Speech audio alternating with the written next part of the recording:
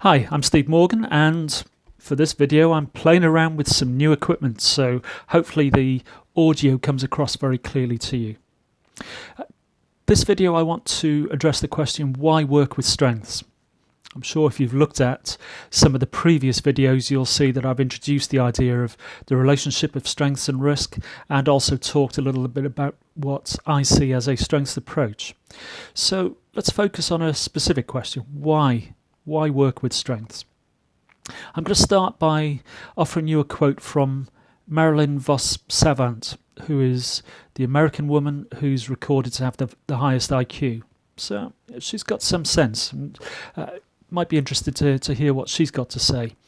Well, one of her quotes goes along the lines that success is achieved by developing your strengths, not by eliminating your weaknesses. And there's a good reason why I focus on that as a quote to answer this particular question around why work with strengths. And it's primarily because strengths and weaknesses are not mutually exclusive. I talk about a strengths approach, but I will always put the caveat in that this is not instead of thinking about weaknesses and problems. This is a more constructive and positive way of working with the problems, resolving those weaknesses. So that's why I think as a balance within that statement, it reminds us about this connection between strengths and weaknesses. Those of you like me who might have a health or social care background will be well aware that right from your pre-registration training and on through your experience, you will be focused on identifying the problems and finding ways to resolve the problems. So basically all of our models of practice, or most of our models of practice, are problems orientated. This is presenting a difficulty when we're thinking about something like positive risk taking. It's very difficult to focus on how we achieve those outcomes when we're mired, for want of a better word, in problems, in difficulties. So I want to offer you 5 points to think about in answering why we should focus on strengths and work with strengths. And again, these do involve that fact that strengths and weaknesses go very much together.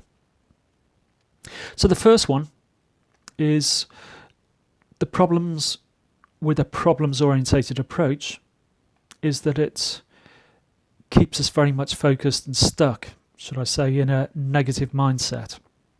We're constantly looking back. These are problems that have arisen or we're getting stuck in at the moment, which, at best we're in the moment, whereas positive risk taking is very much about how do we move forward, how do we aim for those positive outcomes.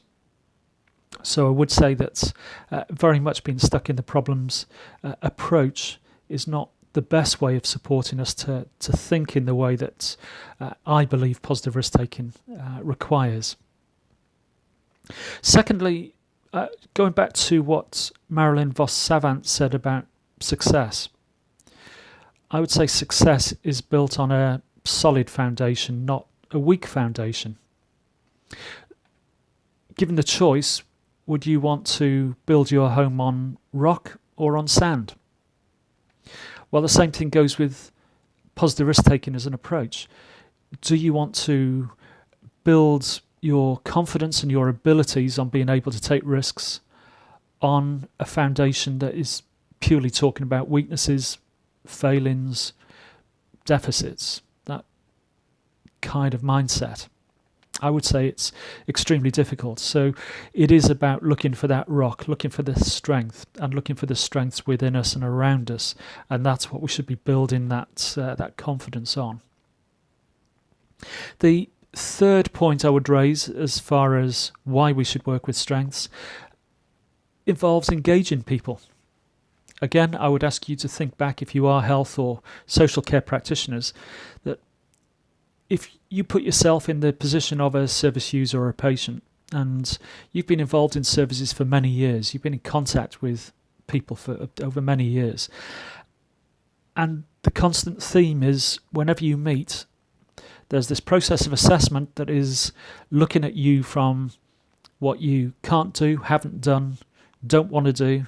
It'll describe you in terms of your worst facets of your personality. It'll describe you in terms of your illness, your disability. It's not a very engaging way of working with people, but it is the reason why people come together.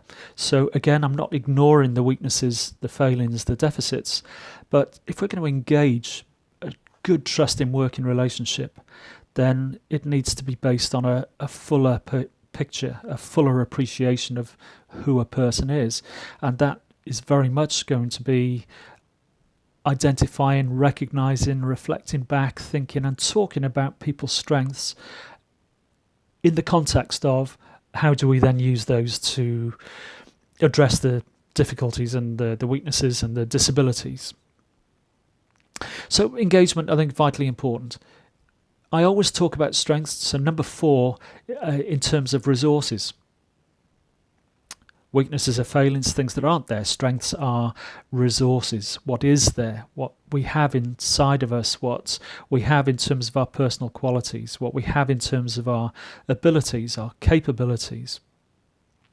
So it's very much about tapping into resources. That will help us to see the opportunities that might be shaping what the positive risk-taking approach is that we're working with at any one time. Combine resources with opportunities and we get a sense of confidence to move forward. And combine all of those together and that's where we can derive some sense of hope. And again, I would say hope, which has been reflected in so many different facets and elements of the work that we do. Hope is critical to success as far as positive risk-taking and the putting that into action and achieving those outcomes is concerned. The 5th point that I'd raise in this brief video is more about the reflections from Marcus Buckingham. I'll mention him again in a moment or two. But Marcus Buckingham tells us that strength is not an activity that we're good at. Strength is an activity that strengthens us. And that's quite an important distinction. He talks very much about how when we're engaged with a strength, before we engage in that activity, we're looking forward to it. There's something engaging and attractive about what we're about to be doing. While we're involved in that activity, we concentrate. Time flies by. And after we've completed the activity, we feel strengthened in some way. So that's what, to him, defines what a strength is. And all of those ideas about looking forward to, concentrating, feeling strengthened, that sounds to me like a good enough reason why we should be working with strengths. Now, all of these 5 elements will contribute very much to the whole idea of why we should work with strengths. I'm just going to finish off with another quote, so if I can find it, so I can quote it to you precisely. It's from the American author Stephen Pressfield, and Stephen says, all of us need to begin to think in terms of our inner strengths, our resilience and resourcefulness, our capacity to adapt, and to rely on ourselves and on our families, which raises that thought that our strengths are within us and around us. So there's a number of reasons why I think we should be working with strengths, and ultimately why I think it underpins the whole concept of positive risk-taking. So with those thoughts in mind, I'm going to say to you, go out and support people to take risks for those very clearly defined positive outcomes.